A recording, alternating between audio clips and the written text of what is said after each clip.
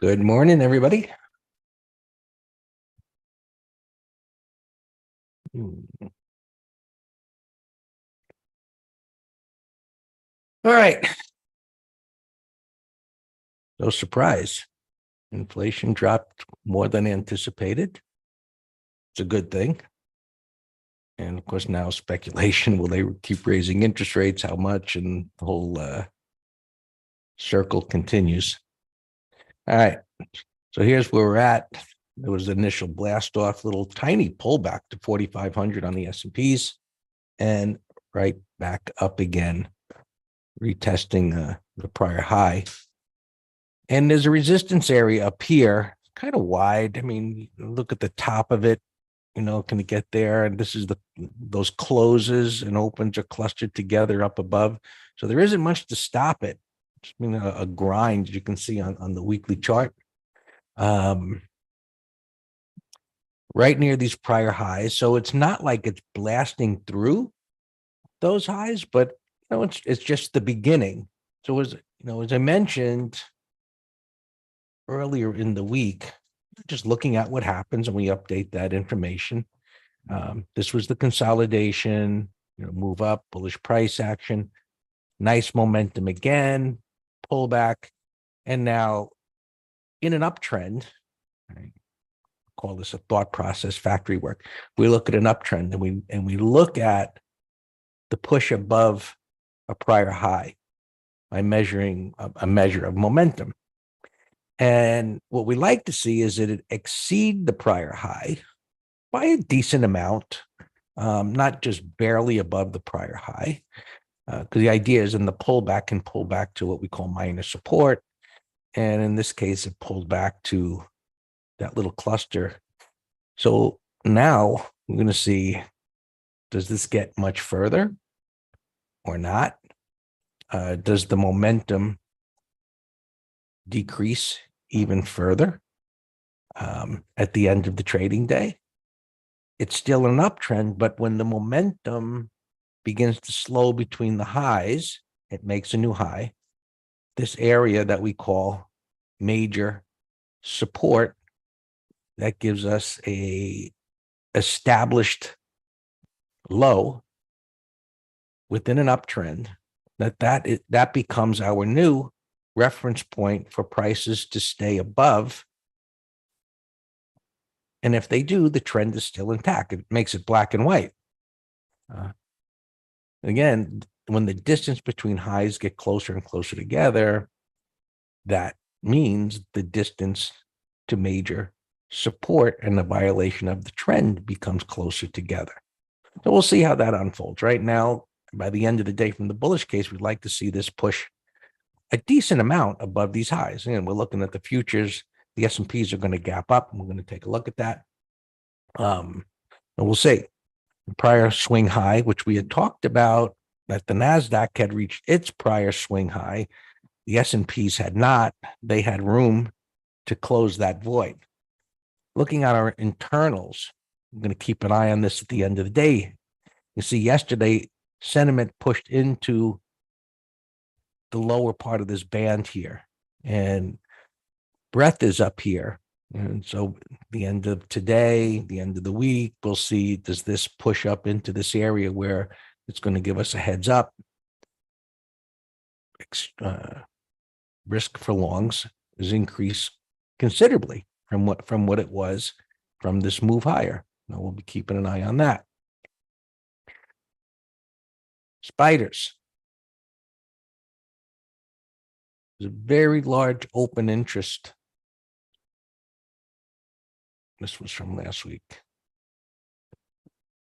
Get rid of that. There's a very large interest in call options expiring today at 4:45.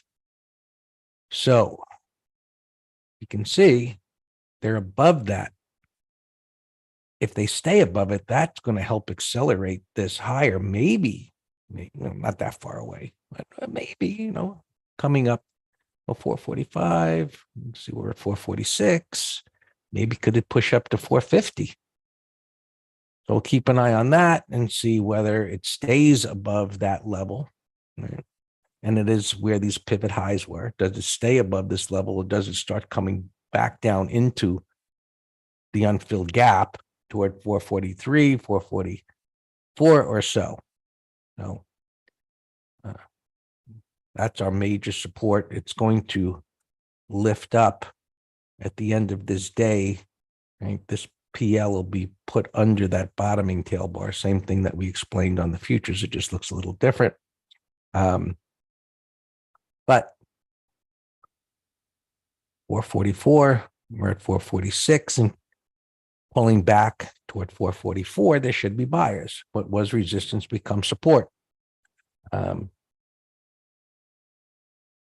thing to keep an eye on, a lot of support there before they're just retesting that high and there are sellers there. Right, SPX, 4420, Jake's got it.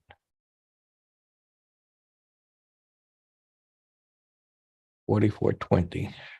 Yeah, I had 4415 as I was watching things before coming on here. So 4420, 4420 down below. I had 15. So as this goes up, yeah, probably do have to bring it up to 20. Because as the futures move up, that number increases dramatically.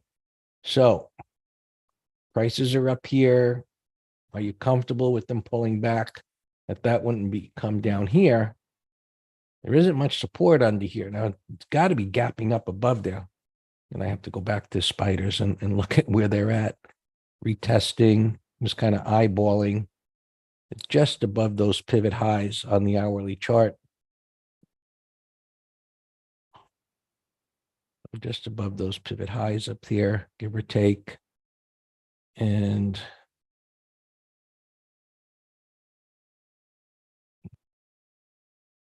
pulling back.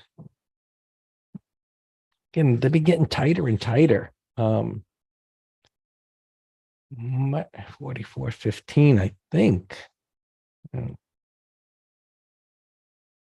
Well, I don't know. It could go up there. I have to see how things unfold here in the first few minutes, but opening up. Just, I guess they're going to open. Just looking at the spiders around here. 4420 should be okay. Even if it comes into the gap fill, there should be buyers. And the only concern, of course, is, a gap and crap and it really gets out of hand. But who knows what's going to happen. But, so far, this bullish price action, it's not given up. So, those are the levels. Looking at the other markets, just take a look at the Qs, which have been underperforming. Are they gapping above the high there? And no, they are not. They're right there by the high. So the S&Ps continue to outperform. And I said the Qs already reached that area there. But these have been consolidating in a sideways trend. And so far, things look pretty good. And this green area right here, you can see all those cluster of pivots on the hourly, and this congestion here becomes a very significant support level. Right?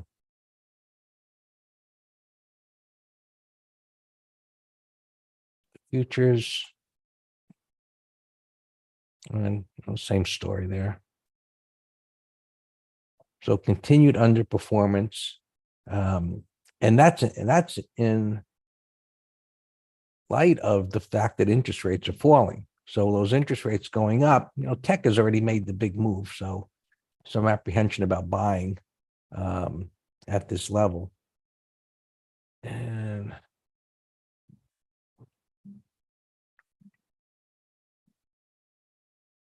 see right at that pivot high there.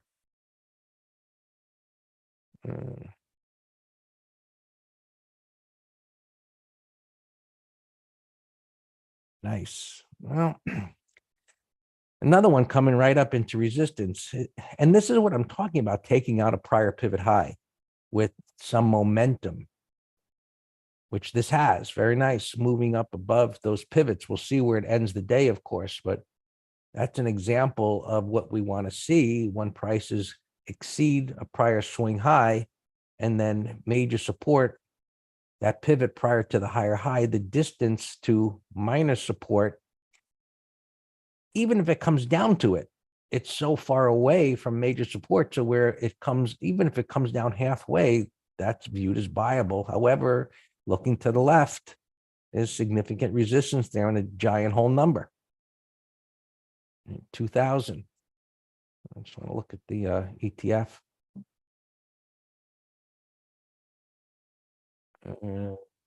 You can see on the weekly chart where it's gapping to, and you can see it lines up pretty much. The futures don't always line up exactly with the same number, but you can see it's up there at 200 where the prior pivot highs are.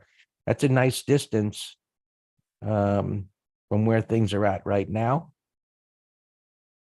So the gap up, we'll just have to see how aggressively that gets sold within the first 20, 30 minutes. Interest rates, we want to take a look at interest rates. Now, when we look at this, right, the higher interest rates being a problem for equities and tech, they're still within this trading range on the weekly time frame.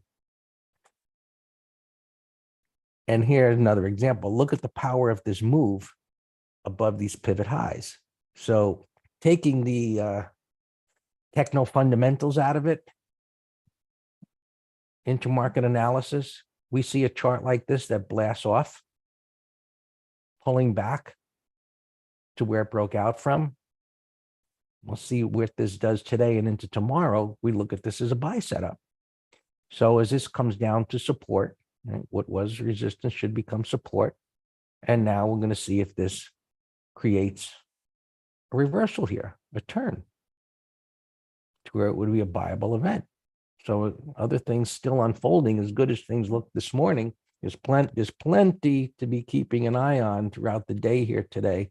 And of course, into tomorrow with these interest rates. And you can see the 5-year pulling back to the rising 20, and break out, pull back. Let's see if we get a bottoming tail bar, or a reversal bar, and see what happens there. All right. Transports, right, looking great. I imagine they're going to gap up to some degree. We don't get data on that. Where are they?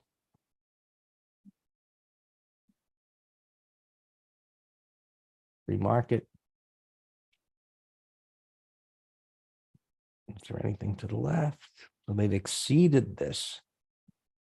So we've got some markets nearing or at prior resistance. The transports have cleared their resistance. We've got, again, here's another example when we talk about the distance between highs. Strong, strong. Where does this end the day? When do we get a red bar? Well, that we'll be keeping an eye on there. It's got room to go up. Another positive. Gold is up, of course. Not significantly, but up. It's trading above this high. 1, 2, 3. Still in, moving to a sideways trend, but you can see this is still down. Silver was up more. Still, trend is down. Crude oil taking out these highs. So there's kind of a fly in the ointment in this inflation, positive news, definitely positive news, but pushing up above these highs. So a little more of an inflation pressure there, but we'll see how far that gets. And Bitcoin up a bit, but just within this big mess of a range, going nowhere, but still bullish. Messy, but messy, right? Overlapping bars and tails, but still bullish on the weekly chart because it's trading in the upper third of that bullish wide range bar at resistance. So potentially that can still go higher. It's still consolidating, not doing anything for now. And see what the volatility index is doing here. And it should be dropping, right? Dropping sharply. So a week or so ago, we were talking about this bottoming action. It traded above here, came in. Where is it now? It's down from yesterday. Really surprised it's not okay. This is today. Coming down into support. So a lot of good things, into the second half of the year. Are we going to get a second half of the year as good as the first half of the year? Historically, I don't think that has ever happened. I certainly could be wrong. I mean, when you think about the percentage gains that we saw on especially tech and their underperformance, I would say not. But let's not get too enamored by this positive news and see how things unfold. All yours, Dan.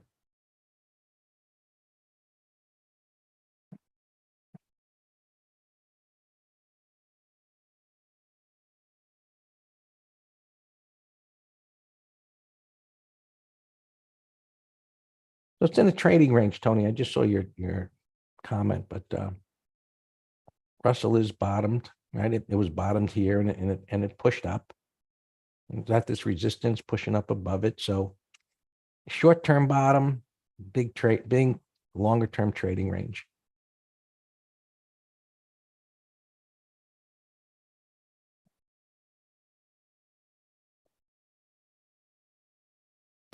Good morning. I have been extremely busy pre-market. I'm adjusting alarms, posting new trades. And it's just new trades because I have a monster watch list here from the last since the end of last week, actually. And we've had a rock and roll in 2 days here. And got a bunch of up alarms here, so I'll be tightening stops again. But even though I'm trailing stops on a bunch of beautiful things, there's a bunch of beautiful new things that are setting up. And we entered this into it yesterday, but now it's a 1, 2, 3. Looks even better. I love 1, 2, 3s better because they, you always hear me say you got 26 15-minute bars resting in the upper part of this igniting, which leaves a price void. Today's MT Live, we're going to be talking about a lot about voids, trends, pivots, etc., and support and resistance. And you just know with that bar, there's a price void within that bar by definition. And now look at it up here on the upper left. So went down. Now it's kind of a bullish inverse head and shoulders. I can't tell where it's gapping, but that looks like a great day trade long too. All right, so a ton of alarms, got them adjusted. A couple new trades here. For those of you who have our letters, you get Telegram, of course. I'll just mention them in here for the green room folks. So Abgo here is a 1, 2, 3. A big old bull rectangle, looks fantastic. All right, IIPR alarm just went off. That's an igniting breakout. These moving averages for bottoming patterns are so important because just the 20 and 50 flattening out tells you the momentum is stalled. Now we have a pattern, and we have a price void. So that's good to go. JD. Gapping up here, that's put spread idea. MPC, we nailed this APA yesterday. We had like 3 trades on this, 2 credits, 2 put spreads, and then a directional. And we just took our money in the strength on the directional. We were up over 100%. So a lot of oil has run a lot, but look at this beauty. That looks fantastic for a new trade to play catch up. Another bottoming pattern. We had a 1, 2, 3 and a small closing breakout from the 1, 2, 3. So I posted that as a put spread idea. ANET gapping up here. I don't know if that was news or what. That thing ripped. That's a little cup and handle buy set up here. That's put spread idea. RTX. Military. Kind of a bull flag here. It hit my alarm pre-market. Keep an eye on that. That's DBS I mentioned yesterday. Put spread idea. Charts are already acting slow. So not a great directional. That's a day trade, but bottoming pattern 520.50. I call this a something bar. Range expansion, closing breakout, put spread. ATVI, Microsoft got their. I mean, do you think somebody knew something? I don't know if the decision was during the day or after. I mean, this sure looks like it was during the day, where the federal judge allowed the buyout to go through. NTNX. Sure, Robert. All right, so this I posted as a long. This is a beautiful double bottom. Momentum move down, bounces less than a third, and you got some type of retest and reversal. I got rising 50, rising 200. I got a buy set up here, and I got a kind of a pseudo 1, 2, 3. My alarm just went off up here though. So if too many things gap up, we're not going to chase. We're going to watch for pullbacks. So I'll put that one there. This MVIS here, bottom right, I posted actually last night in Telegram. And I actually nibbled last night. Another kind of double bottom on the 50. And, looks great. All right, RTX. Yeah, it's not classic. Yeah, that's why I said kind of. Yeah, it's not correct. We want the flagpole. I would say the consolidation is not too long, provided I had a bigger flagpole. So if the flagpole were down here to 93, let's call it, then it would be a beautiful bull flag. Okay.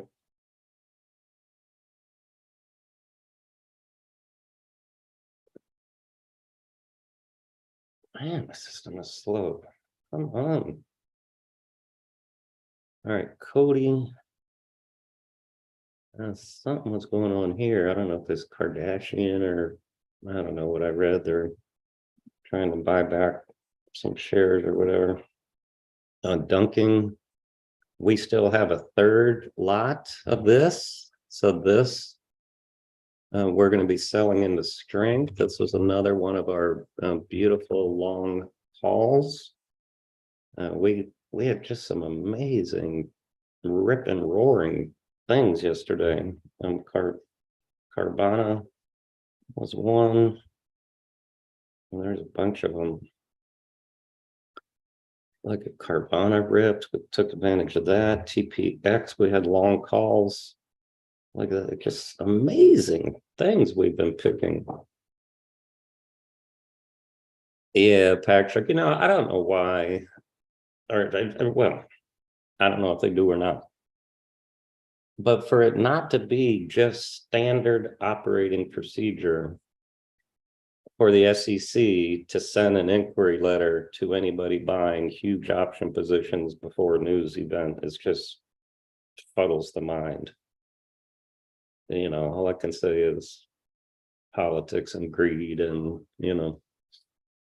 so IAS, why am I looking at you? I don't know. There was something going on with IAS, I forget.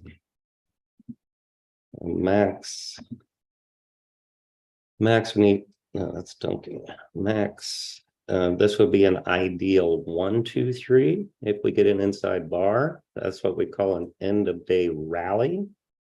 So that's not what we want to see in buying over the high of that bar. There's our IIPR. A trip would be a no-brainer. Put spread, but there's no juice. But it still looks higher. could chug its way up to 18-ish. AULT looked like it was in a death trend. Look at the volume yesterday with puking action. And now it was gapping up monster. So I don't know what's going on with that thing. All right, Intuit up alarm. That was our 1, 2, 3. Let me change my alarms here real quick. Zion up alarm. We're in that stock already. So I'm going to be busy as can be here at the open. I guarantee it. Zion.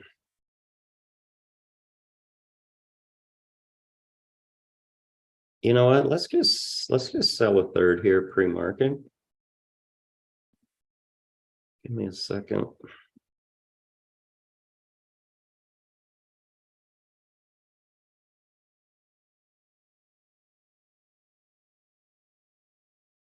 We're up beautifully in this.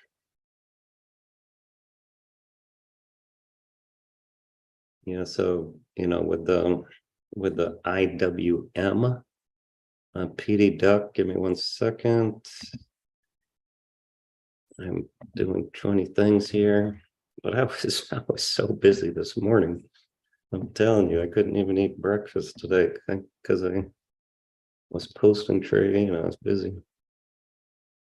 I already adjusted. All right, 1 second. Our subscribers obviously have to come first. All right, PD Duck, what do you got for me? Dan looks an octopus at the open. Yeah, that's for darn sure. AAP up alarm. That's a bottoming pattern we've been in. It's been lagging. Let me set a new alarm. That's 69.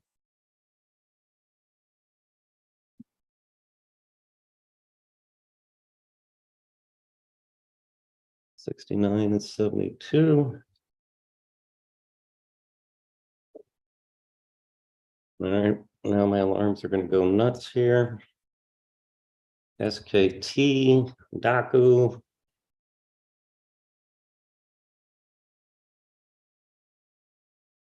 Man, Greg, my thing is freezing now for the first time in the now instead of over the lunch period.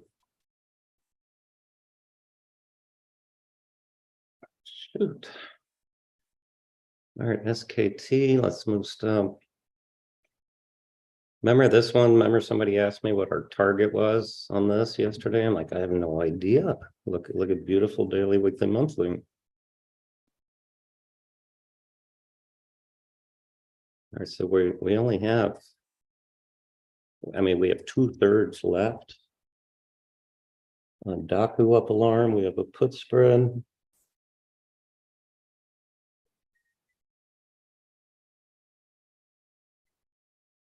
All right, let's just sell another third now of this thing, and then we'll just go into trail mode.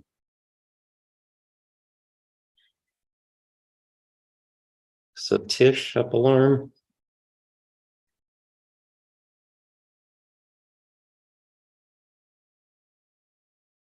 Yeah, retail had a beautiful day yesterday.